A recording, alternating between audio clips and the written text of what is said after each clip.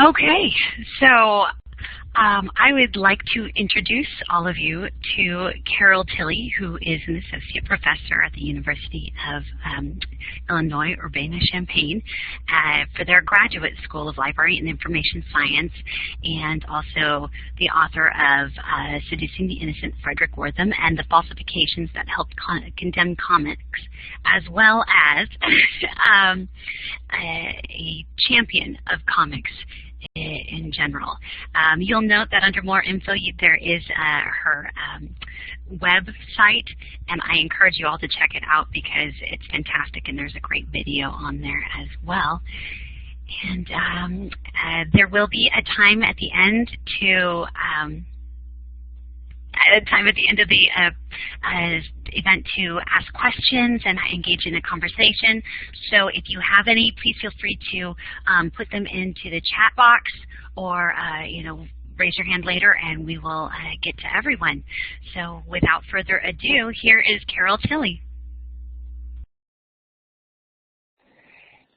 Hey, thanks everyone. I just wanted to put the video on for a second so you can see that I'm a little bit tired this evening, but it's nice to be here with you. And my messy office is behind me. I'm glad that Brooke and folks invited me to come. I'm going to turn the video off now. You don't need to watch that. Yes, I think everyone's office is horribly messy.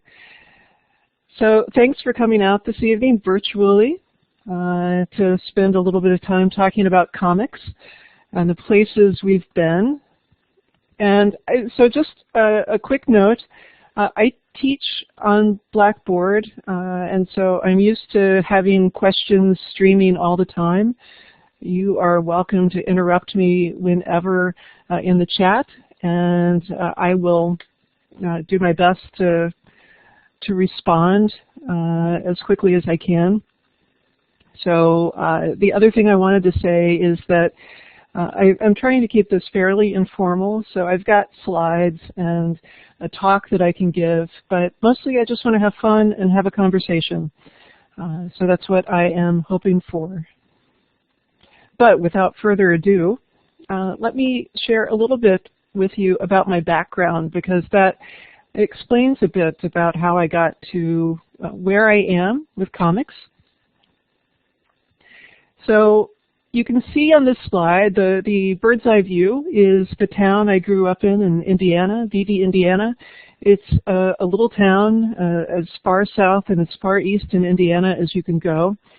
And you could, if I could squint just a little bit more, I could point out to you my house, the house I grew up in.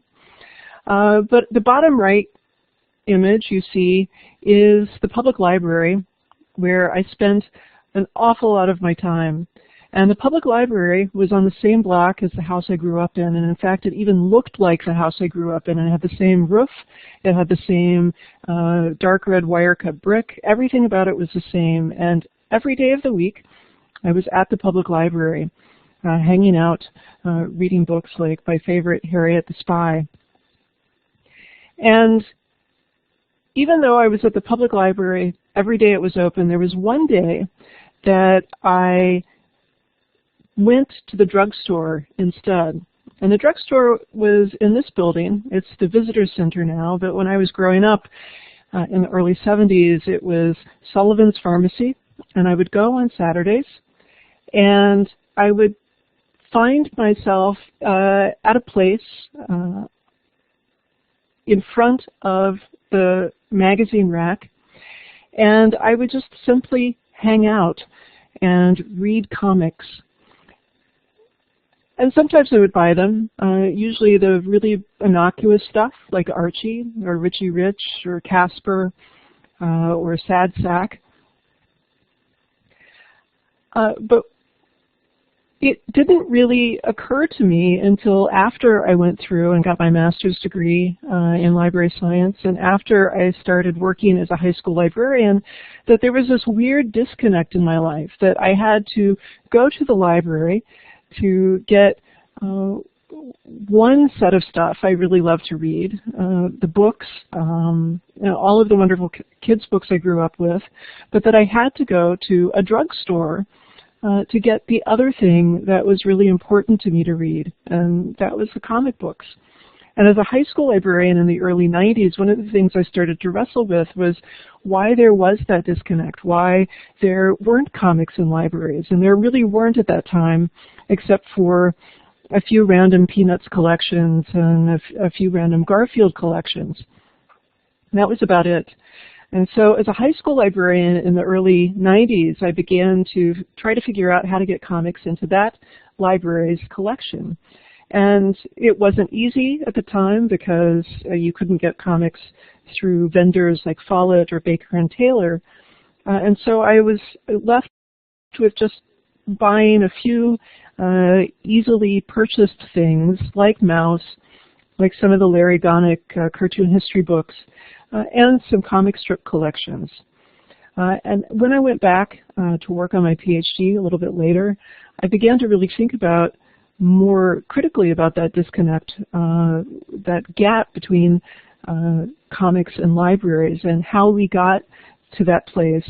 And as I was working on my PhD, and as I've been teaching the last 16 or 17 years, one of the things I have been able to witness is this change in the relationship between libraries and librarians and comics. Certainly a greater acceptance and greater willingness to bring comics into libraries' collections. But I want to take us back to sort of take you on a little bit of a journey to the history of comics that not a lot of people know, and really trying to think about comics from a young reader's perspective, to share with you a little bit about my work on Frederick Wertham and about libraries and censorship and young readers. And this is just an overview, a really fast, quick overview of some of the highlights. So I wanted to start with the readers. And if we were to go back to the 1930s, from, say, about 1935 or 1936 on, so even before Superman made it into the world, you would have found kids of all ages reading comics. And this center image, even though it might look like a Norman Rockwell painting or something like that, is actually a photograph from the late 1940s, maybe 1947 or 1948. The other photographs here range from about 1938 to about 1953 or 54. And in these photographs, you can see kids of all ages, you see kids of all colors, you see boys and girls, you see kids who come from money and kids who have very little, and they're all engrossed in comics. And if you were growing up in the 1930s, 40s, or 1950s in the U.S., you would have been a comics reader. And it really was something you would have experienced regardless of whether you were a boy or girl or black or white or brown or rich or poor. There were comics everywhere. And as a kid, you would have gone to the newsstand, gone to the drugstore, the Five and Dime, and engaged with them. You might have gone with friends, as you can see some of the kids here, and pooled your dimes so that you could get as many comics among the group of you as possible, and you would have swapped them. But it was a real social and literary experience. And even though comics were incredibly popular, you can see sort of in a little bit of a faded color here, some of the kinds of comics that were available in the early 1940s and beyond. Even though comics were incredibly popular, there were adults who were quickly concerned that comics were going to create kids, create readers, and create a society that was going to be debauched in almost any imaginable way. The comics were going to create kids who were drug addicts who were illiterate, who were vicious and violent, who were oversexed, who would be poor citizens, who would be really incapable of participating in democratic or civic life of any kind.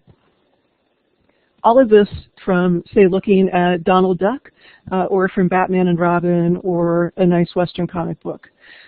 So even though some of this seems maybe a little bit far-fetched today, it was very much a part of the world at that time. And as Rebecca points out, these are the same kinds of moral panic issues that came up with not only film, but came up with radio, with television, certainly with the internet, with video games, with pretty much every new form of communications media or entertainment media, particularly when it had a child audience of some kind. And there are these wonderful things that happen in all of these moral panics. You see the same language from decade to decade and from medium to medium. You see the same concerns, the same fears that are articulated. Now, yeah, series books too, absolutely. I mean, it wasn't until the 1960s and into the 1970s that series books were more widely collected by public libraries for exactly the same reason, that they were sentimental, that they were going to create unrealistic expectations, that you were going to create kids who were coarse, who had poor language. And yes, graphic novels and manga are all part of that. And just for the record, when I talk about comics, I mean comics as a whole. So I include sort of book-length graphic novels, both fiction and nonfiction. I include comic strips, I include manga, editorial cartoons. All of that counts as comics for me. Even though most of what we're talking about during the 1940s and 50s certainly is focused around comic books. David, absolutely. I mean, we see concerns about that with Plato, and if you've read any of the essays by Walter Ong, who he's dead now, I believe, who is a historian of print culture and literacy, you see those same kinds of arguments over and over again, sort of butting up of orality and literacy, and all of the new technologies and media that have come to play. Now, I don't want you to think that it was only Archie and Westerns and superheroes that kids would have been reading at the time, because after World War II, there was a real change in the kinds of comics that were available. There was a switch to things like horror, romance, war, and crime comics, and some of them, as you can see from the images here, were fairly lurid. They were violent, they were gory, they were crude, and kids loved them.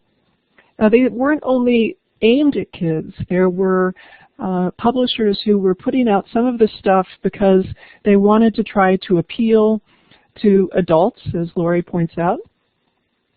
Oftentimes, they were trying to appeal to, say, 20-something women or servicemen who had returned from World War II, and who needed something more than men in tights, who needed something more than superheroes and Donald Duck to captivate them. And so there were these fabulous, mature, engaging comics, and sometimes just downright stupid. If you want to see what some of this stuff looks like, a good site is the Digital Comics Museum, and maybe someone can post a link, but that's what it's called. And a lot of the public domain stuff from this time period is available there for free. You can download it and take a look. There's also another site called Comic Book Plus, where you can read some of this stuff online. And you can see that a lot of it is pretty stupid and insipid, and some of it is just gross. But some of it is pretty fun and inventive as well. Thanks for the link, Brooke. Yeah, Rebecca, you see some of the same things happening in other media. So you see the rise of film noir. You see a more realistic, more gritty, socially conscious films. You also saw during this same time period the rise of paperbacks, cheap pocketbooks and inexpensive paperbacks. And those were controversial in their own ways. You have pulp magazines that are also very popular, that preceded comic books but also continued and overlapped at least into the 40s and early 1950s. You saw the rise of science fiction publishing generally in the US too. So there is a lot of stuff going on, and comics is just part of this overall change in media.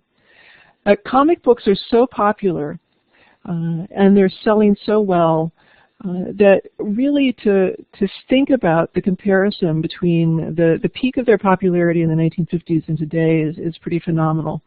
So I want to back up for just a second and say that by 1940, which is 2 years after Superman came into existence, and this is a period when comic books are selling for about 10 cents a piece. There are a few that you can buy for a nickel. And children's books, the typical children's book, is between $1.50 and $2 a piece. By 1940, comic books were already outselling children's books by a 5-to-1 margin in terms of dollars. So in 1940, there were $10 million worth of comic books sold in the U.S., and there was $2 million worth of children's books sold. So even though there was a huge price differential, comic books were just so incredibly popular and vibrant. In 1940, or in the early 1940s, you could have found several dozen, up to 100 comic books on the newsstand. By the early 1950s, there were as many as 600 different comic book titles that were being published regularly. And sales were so phenomenal that by 1953-54, at the peak of comic sales, there were 100 million new comics sold every month in the United States. And so if you do the math, and I've tried to do this proportionally, if you do the math, that's about 30 comics sold for every person who was alive in the U.S. at that time. More than 30 comics for every person alive. Now today, if you add up, so this is, if you add up all of the floppy comic books, all of the manga, all of the trade paperbacks, all of the graphic novels that are sold in the United States in the most recent year, this is the comparison. It's something like about 1.4 or 1.5 or so comics per person. So the market has shrunk phenomenally. I also want to back up just a little bit too and talk about, as kids are reading this and as comic sales are at their peak in the early 1950s, it wasn't just that kids and virtually all kids were reading some comics. They were reading lots of comics. So the typical kid in the U.S. during this time was following maybe 20 different comic book titles and perhaps an equal number of comic strips and newspapers. So these are kids who were reading voraciously and who were reading comics in a couple of different formats. Plus, they would have been listening to comics-themed radio serials. They would have been seeing comics-related movie serials at the theater. They would have been playing with toys that were emblazoned or tied in some way to comic book characters. They would have been dressing up in clothes and in costumes that had comics characters on them. They would have seen advertising that had all of these comics characters as well. So just as we see these media tie-ins and crossovers and product placement and marketing with things like Harry Potter today, you would have seen similar kinds of efforts in the 1940s and 50s. Now, in terms of why comic book movies are popular, but maybe comic sales aren't today, I mean, part of it has to do with media diversity. I mean, we have so much and so many different kinds of access to media today than in the 1940s and 50s. We have had some generations that have lost out on comics readership because of the Comics Code, which I'll talk about in a little bit.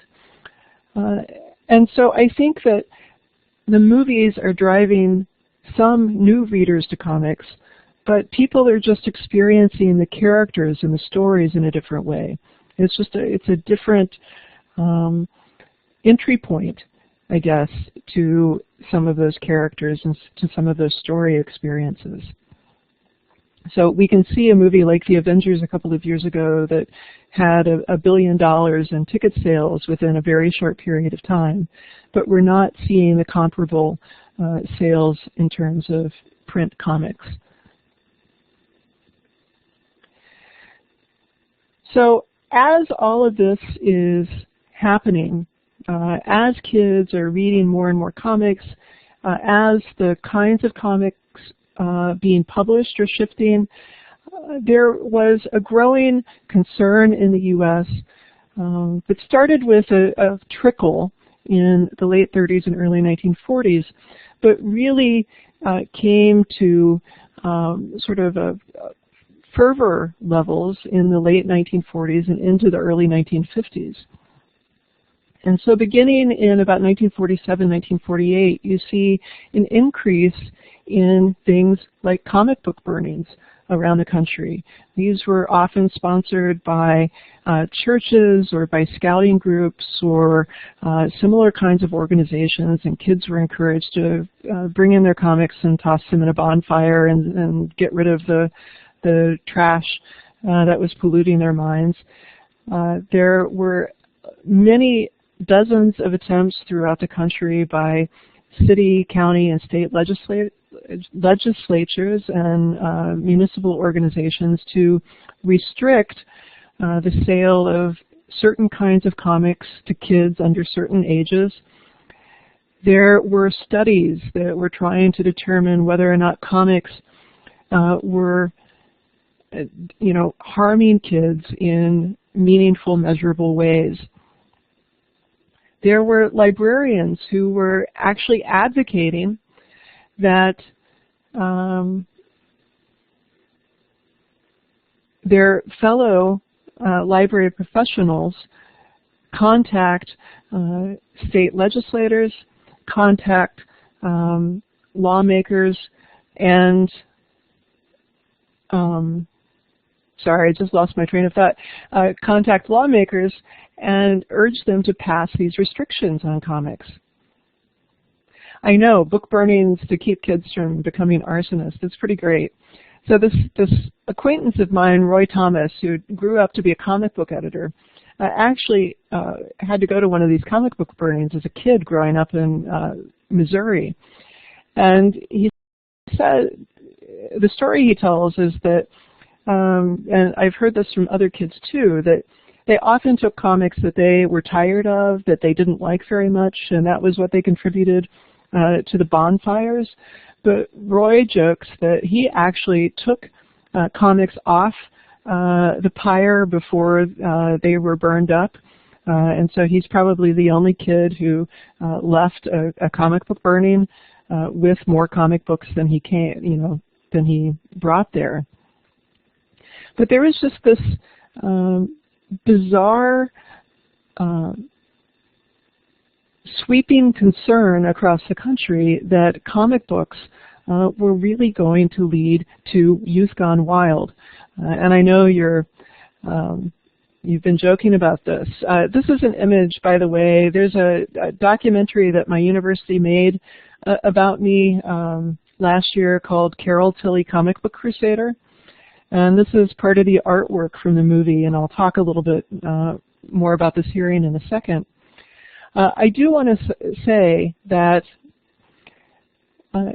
during this time period, and I know we just celebrated Banned Books Week, and I know that you all are students at San Jose, you're going to be librarians if you're not already librarians somewhere.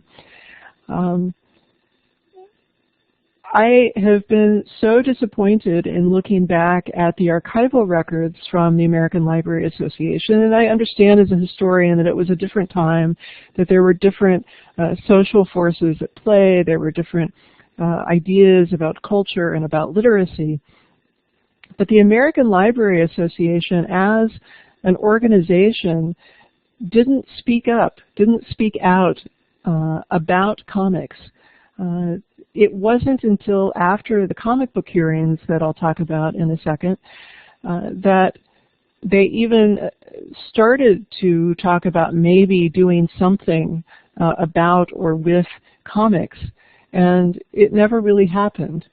There were some individual librarians who were progressive and who brought some comics into their library collections even in the 1940s and 1950s, but they were very, very few and far between. There were some librarians who sort of grudgingly acknowledged that comics were sometimes kind of funny and not so bad, but they were the exception rather than the rule. So things have changed in a big way, but I still am disappointed, deep down inside, that the American Library Association didn't speak out or step up during the half a dozen or so years that comics were really under siege in this country. Now, the trial that was held around comics came in 1954. It was a 3-day hearing that the U.S. Senate held. It was a subcommittee of the Senate Judiciary Committee on Juvenile Delinquency. And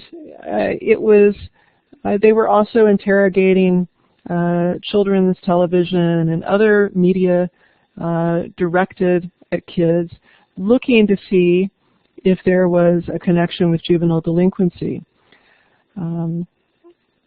Let me go back and answer Anna's question. Any particular reason why they didn't stand up? I don't know. I mean, there were some concerns too that libraries tried to distance themselves from what they felt was too popular material or trashy material or anything that could be questioned. A lot of librarians were still reluctant to collect a lot of fiction at this time.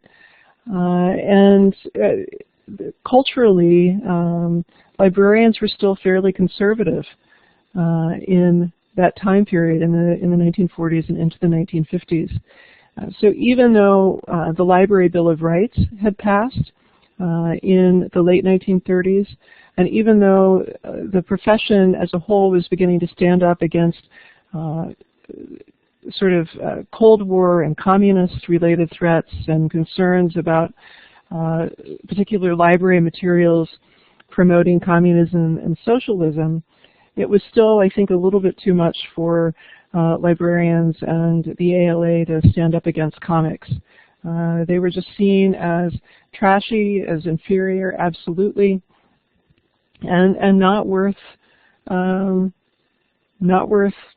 talking about or thinking about. Big changes. In 1950, the Senate had actually taken a first look at comic books as part of some hearings on organized crime and interstate commerce. And nothing really came from those hearings. But in 1954, they decided to take a fresh look at comics. And one of the senators who was leading this was Estes Kefauver from Tennessee. He wasn't the chair of the committee, but he is commonly remembered as one of the committee leaders, in part because he chaired the 1950 committee that also looked at comics. The star witness was Frederick Wortham, who I'll talk more about in a couple of minutes. But there were also comics publishers. There were psychiatrists, sociologists, law enforcement people, a variety of folks who testified before this hearing. It was recorded. It was televised locally in the New York City area where the hearings were being held. And it was reported widely in newspapers, so it was sort of a media event in some respects. It would have been more of a media event, except at the same time these hearings are taking place, the Army McCarthy hearings are also taking place, and that's what's getting the biggest press. But the result of these hearings is that comics publishers were afraid. And they were afraid that the government was going to step in and say, you can't do this, you can't do that. And so the comics publishers banded together, and they created their own organization, the Comics Magazine Association of America.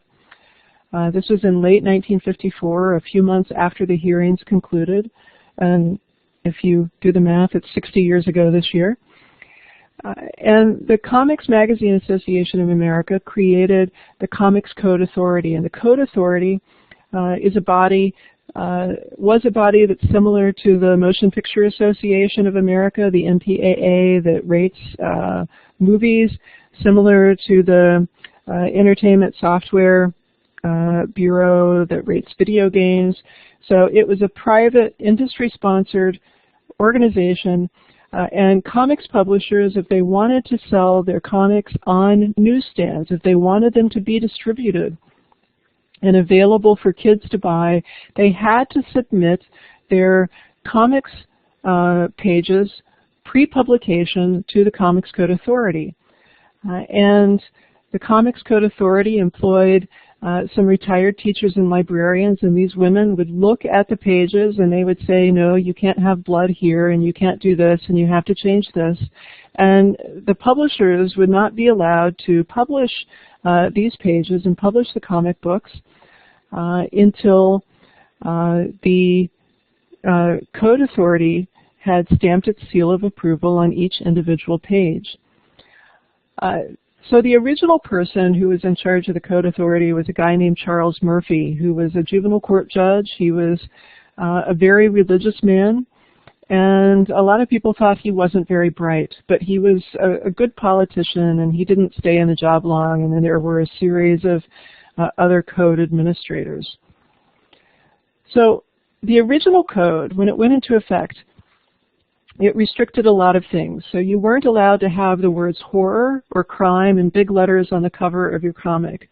And so a lot of publishers couldn't deal with that restriction because they were publishing things that were horror and crime comics. And so they decided it was easier to go out of business than it was to try to reimagine their comics in ways that would be suitable under the terms of the Code Authority.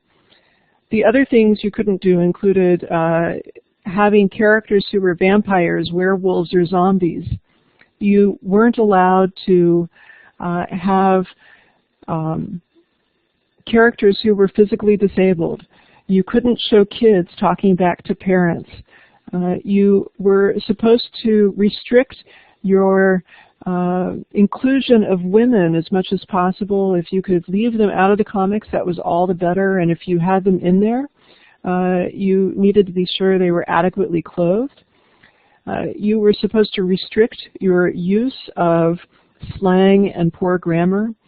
You had to show criminals getting caught and being punished. And there were a whole host of things that you weren't allowed to do.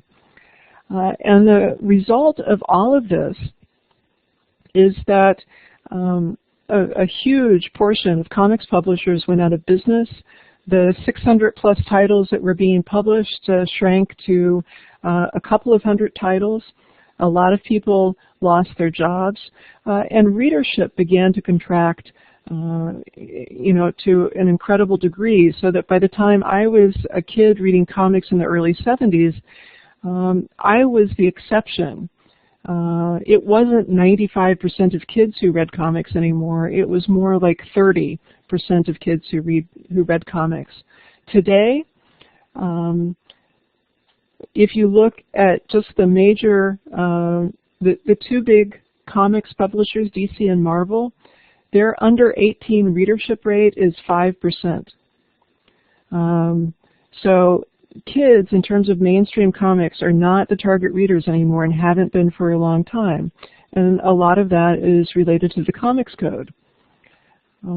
We have publishers like First Second and Scholastic and Toon today that are publishing kids-friendly comics, but it's a different publishing landscape, very different. Yeah, there are lots of gender issues today. I'm sure that a lot of you know about the Hawkeye Initiative, which has been around for a few years. There's the women in refrigerators trope that Gail Simone popularized a few years ago. And if you haven't seen it, one of the things that popped up on my radar today was a T-shirt that DC Comics licensed that is being sold at Target that says Batman's future wife, or something like that. Something really horribly gender yuck. That's all I can say about it. So there have been big changes, and I know that I'm sort of running out of time, so I'm going to squeeze in a few more things. But let me talk about Wortham, who Eddie just brought up, and it's great to see Eddie here. So hello. Wortham was a psychiatrist who was born in Germany and came to the U.S. in the 1920s. He moved to New York in the 1930s, and he began doing a lot of work with kids, and especially kids of color in the 1940s. He set up a clinic in Harlem that was low cost. It was the first clinic of its kind to offer psychiatric and social services to African Americans and Latinos in New York City and elsewhere. And so he was very progressive in many ways, but he also developed this weird fixation on comics. And he purported to do a clinical study of the effects of comic book reading on kids, and he came up with a whole host of things that he felt that comics reading would lead to, including apparently kids stabbing each other with ballpoint pens, or rather fountain pens. But kids would develop dyslexia, they would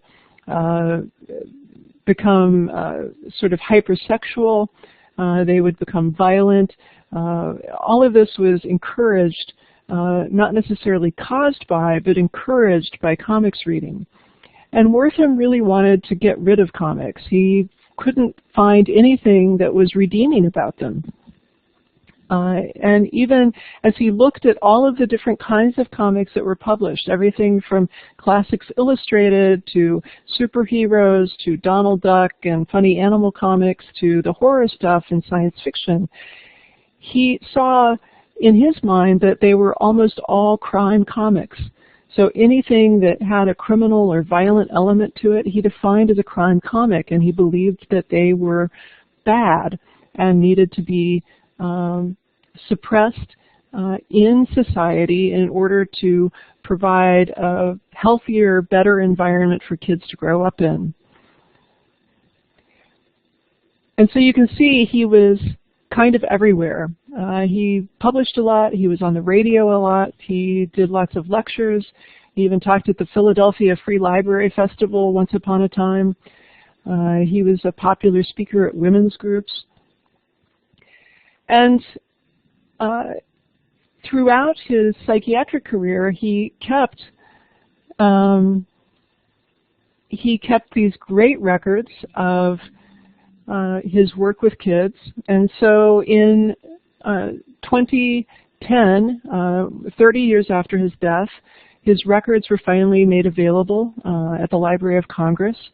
More than 200 boxes of records, and this is a couple of pages so you can see the kinds of records he kept, sort of play-by-play of what kids told him about comics and information about their home life and about Rorschach test and other kinds of psychiatric tests. I'm going to jump ahead just a bit.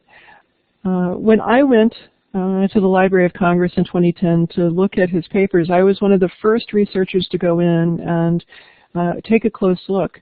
And I didn't go because I was really even interested in Wortham. I went because he said he talked to teachers and librarians. And I wanted to read what the teachers and librarians had to tell him. But what I found, and what I found very quickly, was instead I could trace sort of how he put the book Seduction of the Innocent together. This book was his sort of summation of everything he found awful about comics. And what I began to realize too is that he wasn't particularly truthful or ethical in how he shared information about these kids who were his patients. He made stuff up. He asked them leading questions. He invented kids. He changed some of the things that they said. And it really underscored for me a profound disrespect, a profound dishonesty in his work as a physician and as a scientist. So yes, he made up, perhaps not his findings, but he made up a lot of his evidence. And just to give you a sense of what some of this might look like, these are some excerpts from Seduction of the Innocent, some things he shares about a patient of his named Vivian.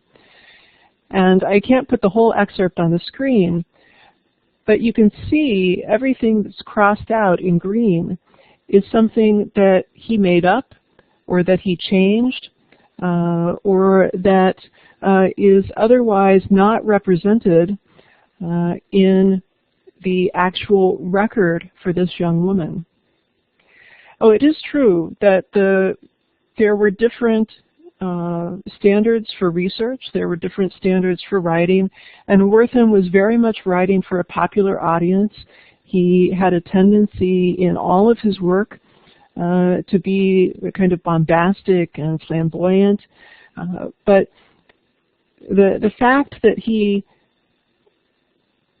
manipulated and falsified so much of the testimony and the words of his young patients, I think is really troubling, because to my mind it represents this profound mistrust, this intent perhaps by Wortham to make his experience of reading comic books their experiences of reading comics. And in writing the paper and in publishing this research, it's been a game changer for me. It's opened up a lot of opportunities. I get to do a lot of cool talks. I was at San Diego Comic-Con this summer and did 5 talks. I have a couple of talks in New York at Comic-Con next month, for instance. Yeah, he helped them, I think, clarify feelings that they may not have had. So there's a lot going on.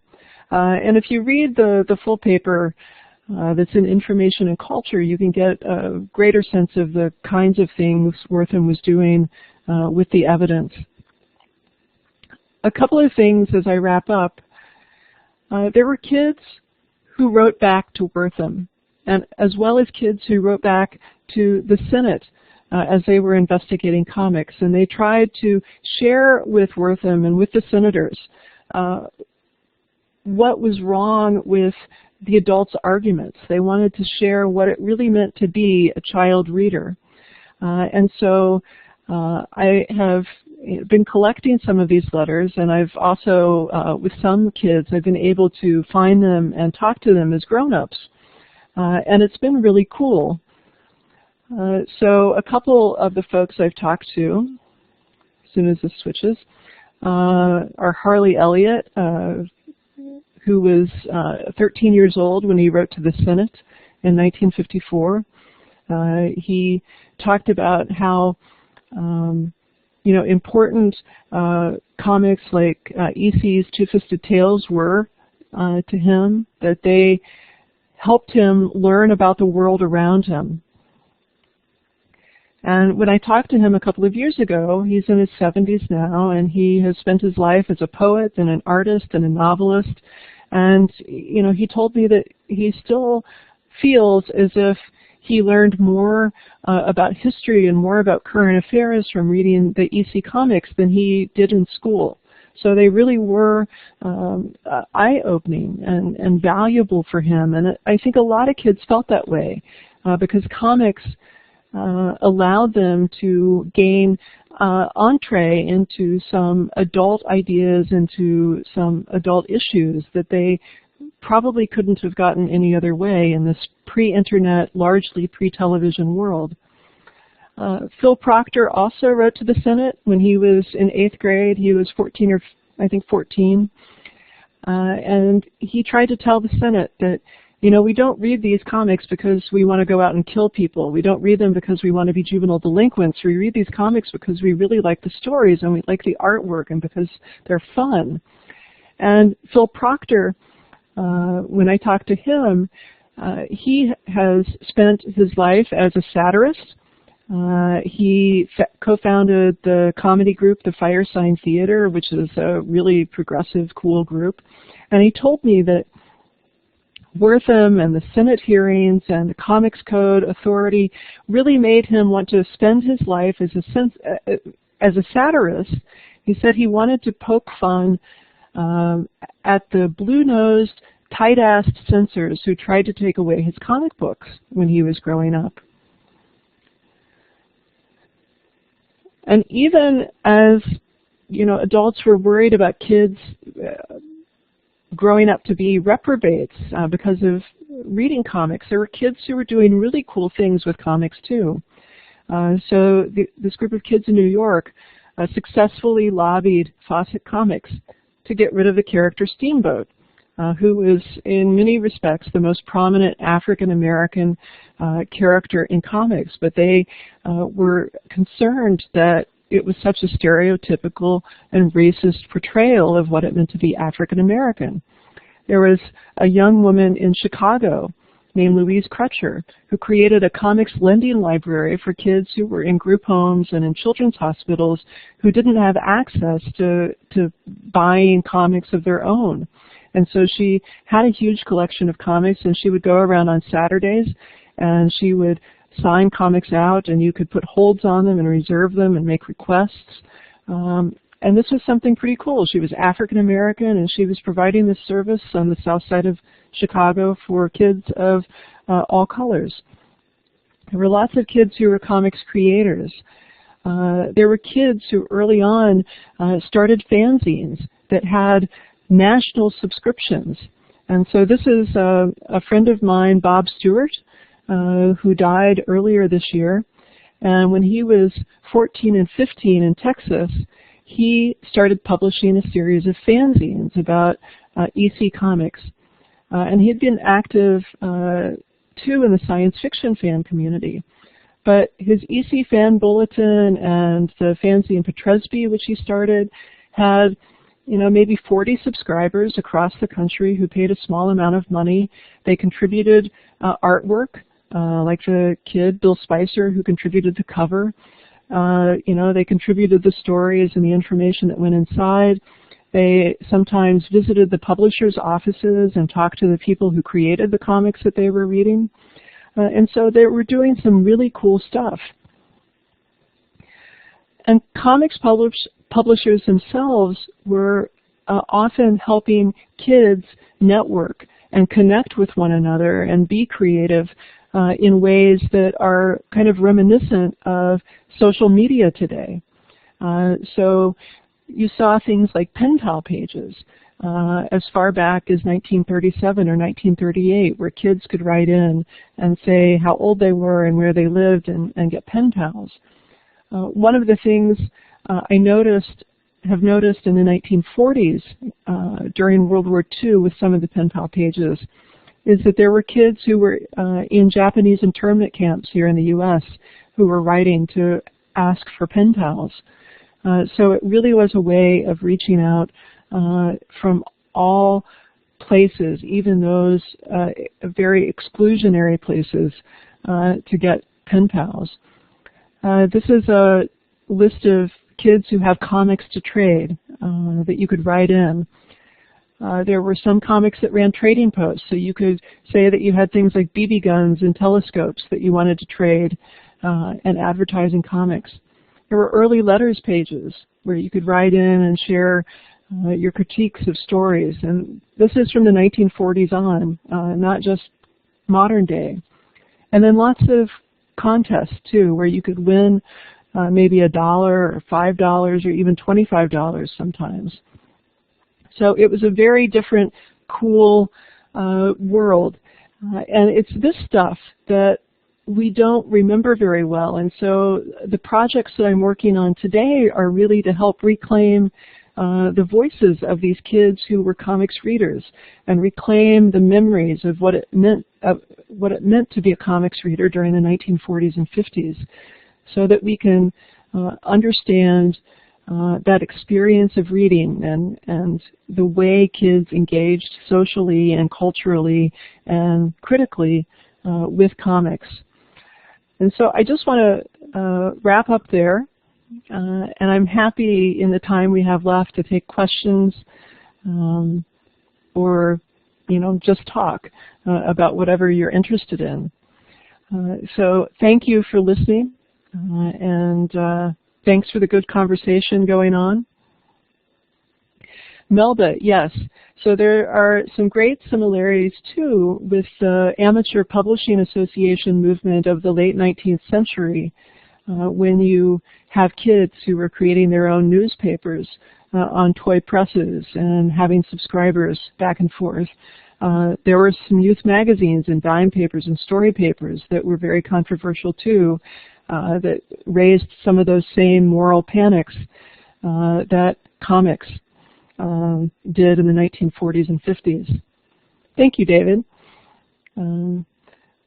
I love comics. I love talking about comics. I teach a class here at Illinois. If any of you ever are bored and need something to take, I teach a comics readers advisory class, which is a lot of fun. It's aimed at comics for people of all ages, not just kids. And that's a spring class. Yes, there were lots of letters and advice sections. St. Nicholas had some great ones too, but Youth's Companion, absolutely. So these, child-centered publications, I think, have long tried to create communities for their readers, or help facilitate communities for their readers, which is really the best thing we can hope for. Yes, Eddie is a former student who I adore, and so you can trust her recommendation, or not.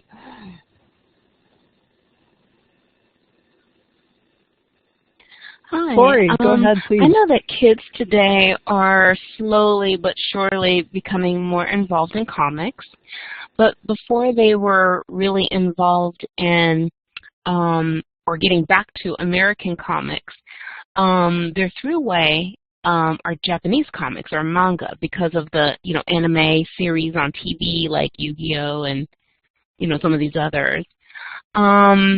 So I was just wondering, in the history part, how much do you think the manga industry, well, actually it's kind of a two-part. The first part, how much do you think the manga industry is like our golden age industry because, you know, everyone during the golden age industry, I think you were saying, was reading comic books, and the variety was so wide. So that's the first part. And the second part is, how much do you think American comics sort of is the template for manga, especially since a lot of these comics did make it over to Japan during and after World War II? Those are great questions. So there are a lot of parallels, I think, that we can see between Japanese comics publishing and American comics publishing. There have been some of the same battles about content and about child readership, though as a whole, I think less severe in Japan.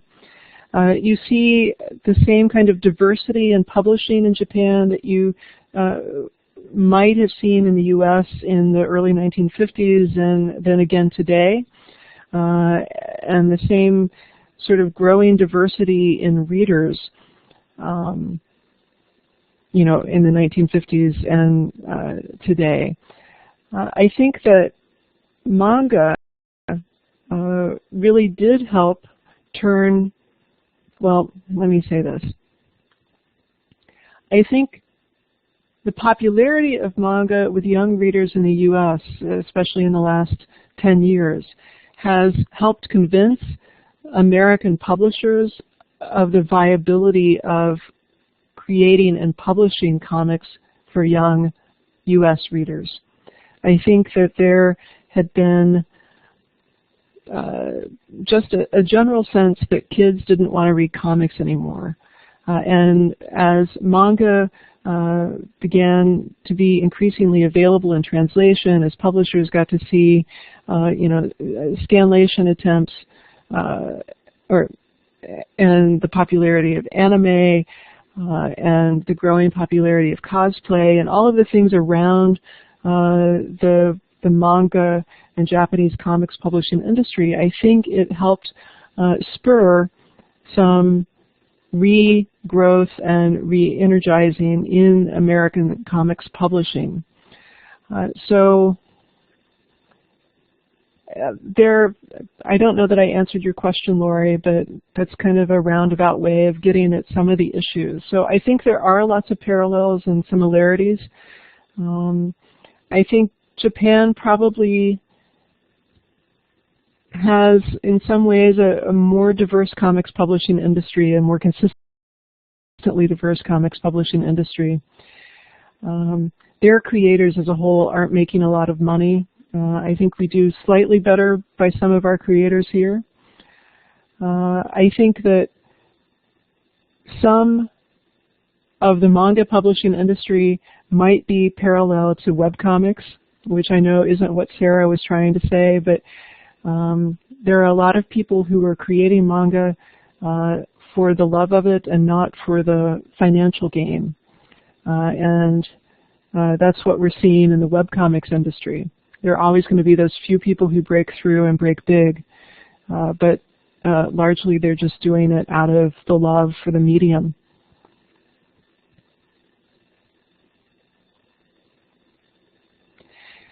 Yeah, you know, the kids comics industry is huge. If you look at some of the sales for the titles that Eddie mentions, like Smile and Baby Mouse, those are enormous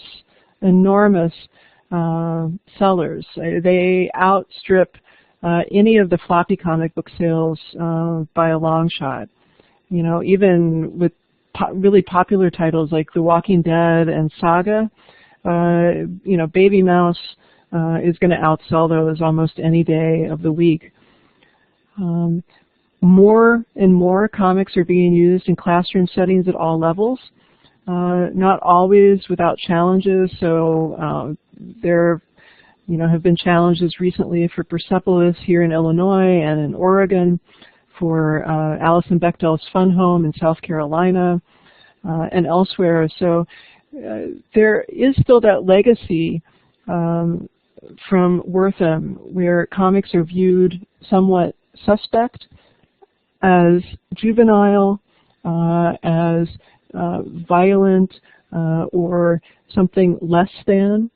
And I think that's important to remember, that even though Wertham was 60 years ago, even though the Comics Code was 60 years ago, it lasted until just a few years ago. But there is a lot of residue of the war against comics from the 1940s and 50s that penetrates or covers what we do with comics in libraries. Yeah, Jay Hostler has awesome biology-oriented comics. There are fantastic nonfiction comics of all kinds. So you can learn about everything from Diane Fossey, the primatologist, to the Warren Commission report. There's a new comic version of it that just came out. You can learn various aspects of history and social studies.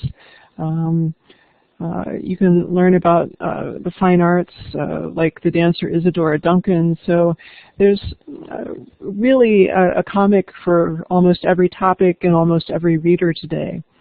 I think what happened, though, in the 1940s and 50s with the concerns about comics and with the contraction of the industry and with the regulation that took place because of the Comics Code is that a lot of this beautiful, robust comics publishing that we're seeing today,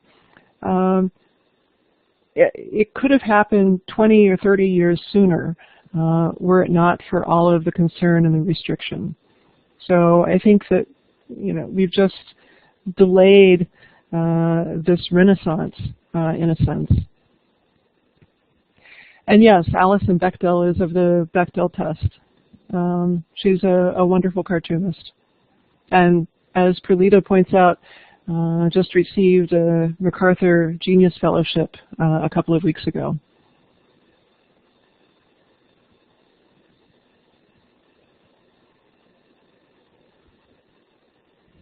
Perlita. Hello. Hi, Professor Tilley. I'm a big fan of yours on Twitter. Happy to see you here.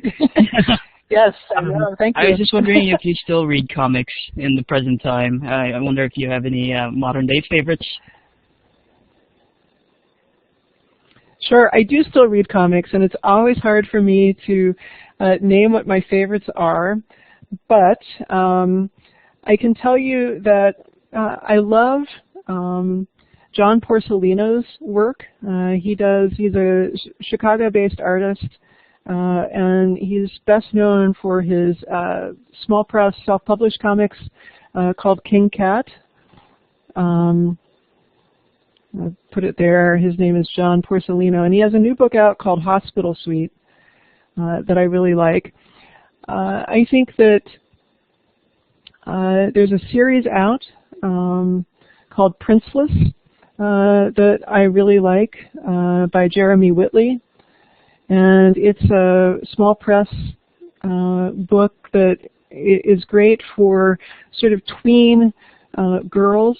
And I love it because the main character is a young woman of color, and she's very empowered and wonderful. I also like a lot of nonfiction comics. So one of my favorite nonfiction comics writers is Guy Delisle, and he has some great sort of travel-y-like experiences, but my favorite is about his time in North Korea working as an animator, and it's called Pyongyang. So those are a few of my favorites.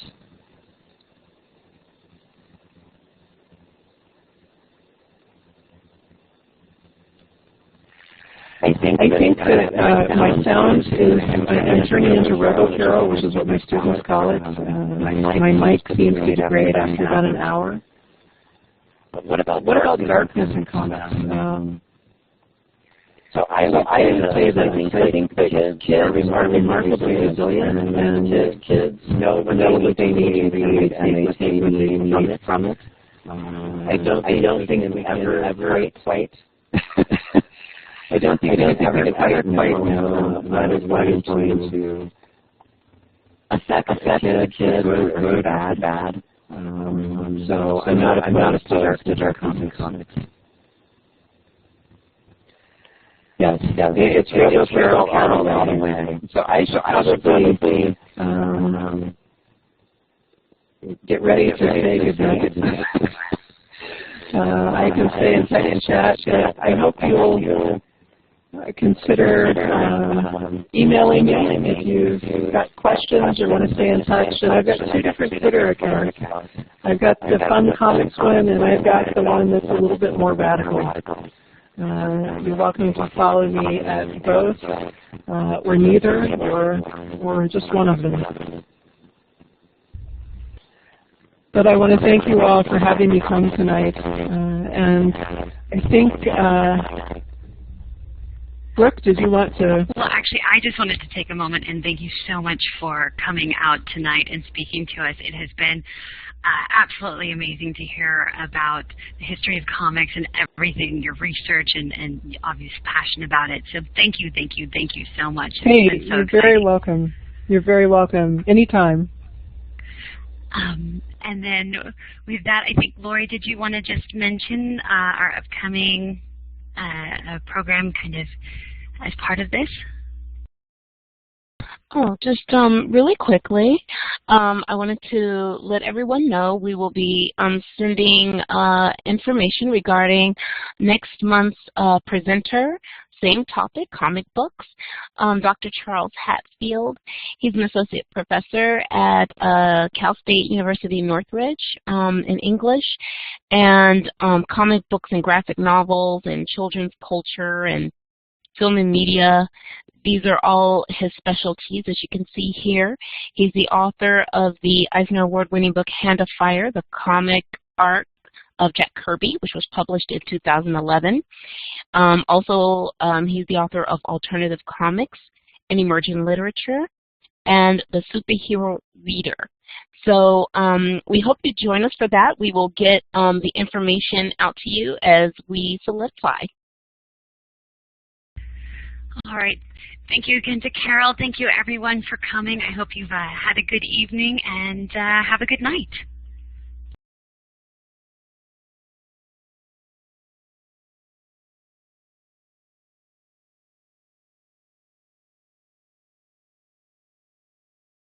I'll stay until the end.